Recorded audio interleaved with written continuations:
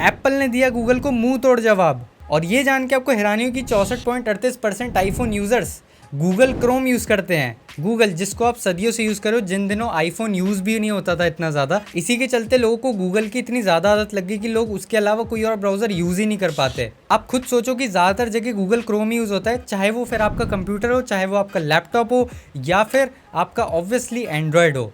और Apple users भी most of the time safari की जगह गूगल क्रोम यूज करते हैं। अब यही चीजें देखते हुए एप्पल ने कुछ ऐसा किया जिसको समझाने के लिए मेरे को आपको समय में थोड़ा पीछे ले जाना पड़ेगा। ओ भाई, इतना पीछे नहीं ले जाना। हाँ, अब ठीक है। 2021 में गूगल कुछ ऐसी टेक्नोलॉजी लाया जिससे कुकीज़ का चक्कर ही खत्म हो जाता। अब जिनको नहीं पता कुकीज़ क्या है वो समझ लें। कुकीज़ कुछ ऐसा डेटा होता है जिसको वेबसाइट स्टोर करती है एक पर्टिकुलर यूज़र के लिए, जिससे अगली बार वो यूज़र वेबसाइट पर आए तो उसके अकॉर्डिंग वेबसाइट उसे चीज़ें रिकमेंड कर पाए। इससे यूज़र की आइडेंटिटी वेबसाइट्स को मिल जाती है काफ़ी हद तक। अब कुकीज़ को इस टेक्नोलॉजी ने रिप्लेस कर दिया जिसका नाम था FLoC, federated learning of cohorts. जैसे कि कुकीज़ एक पर्टिकुलर यूज़र के हिसाब से रिजल्ट शो करता था, लेकिन वहीं फ्लॉक के आने से यूज़र की आइडेंटिटी एनोनिमस रह सकती थी।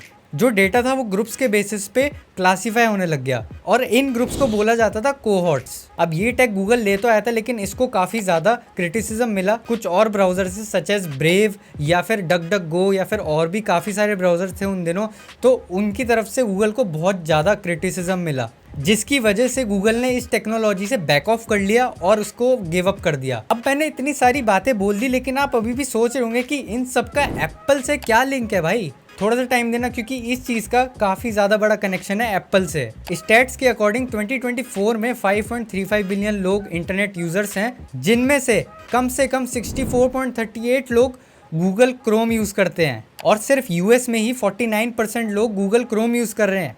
फोर्ब्स में ये पता चला कि एप्पल आईफोन जितने भी लोग यूज़ करते हैं उनमें से 30% लोग गूगल क्रोम चलाते हैं इंस्टेड ऑफ सफारी। और रिसेंटली क्रोम ने ये भी कहा है कि वो इस 30% को 50% ले जाना चाह रहा है, जिसमें 50% के अकॉर्डिंग हुआ 300 बिलियन यूज़र्स।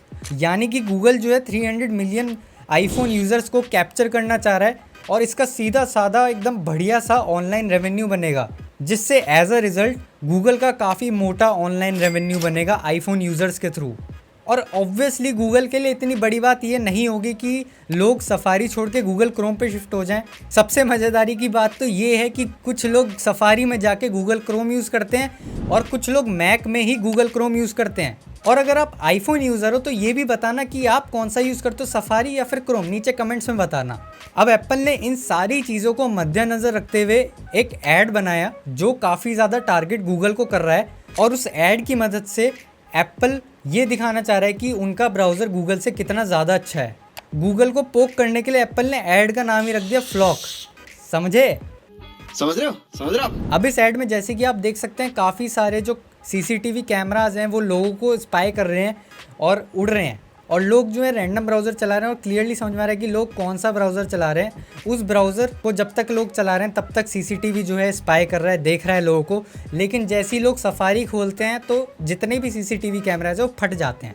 तो इससे सीधा साधा मैसेज है कि भाई और कोई ब्राउज़र मत यूज़ करो और उनका सफारी ब्राउज़र यूज़ करो जिसमें सिक्योरिटी और प्राइवेसी मिलेगी। और जो क्रोम है उस पर सब चीज़ें मॉनिटर करी जा रही है और सफारी पे कुछ भी मॉनिटर नहीं करा जाएगा।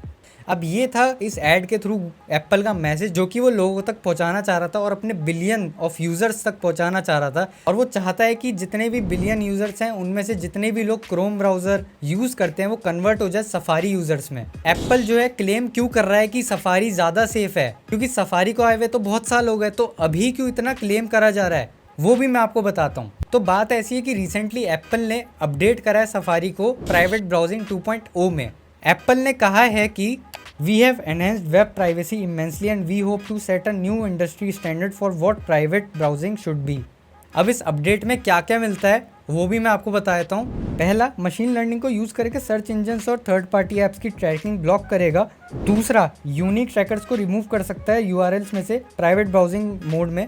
और तीसरा फाइनली ये है कि डिवाइस की आईपी भी हाइड कर सकता है। अब इतनी सारी चीज़ें देख के मेरे को तो ये लगता है कि लोग वही यूज़ करेंगे जो जिसके साथ वो कंफर्टेबल है, जिसके साथ वो फेमिलियर है, इवन जो ज़्यादा ईजी टू यूज़ है। आज की तारीख में लोग आईफोन काफ़ी इजीली अफोर्ड कर पाए, लेकिन पहले के टाइम में लोग इतना आईफोन नहीं अफोर्ड कर पाते थे। और यही फ़र्क आ रहा है क्योंकि लोग एंड्रॉयड में क्रोम ही चलाते थे सबसे ज़्यादा, और एप्पल जो है बाद में अफोर्डेबल बन गया लोगों के लिए। और जब एप्पल फाइनली आ गया लोगों के पास, तो ज़्यादा से ज़्यादा लोग सफारी ना यूज़ करके क्रोम ही प्रेफर करते हैं आज भी। भाई अब आप खुद सोच लो, सैमसंग के फ़ोनों में एक सैमसंग ब्राउज़र करके आता है, लोग वो भी यूज़ नहीं करते, सिर्फ क्रोम ही यूज़ करते हैं। तो एप्पल को ऐसी क्या दिक्कत हो रही है भाई? और भाई बात अगर हो प्राइवेसी की, तो क्रोम और सफारी दोनों को गोली मारो, सबसे बढ़िया है ब्रेव। वीडियो अच्छी लगी हो तो लाइक कर देना, सब्सक्राइब कर देना और जरूर से शेयर कर देना वीडियो को। और बाकी मिलते हैं नेक्स्ट वीडियो में। Tata and bye bye.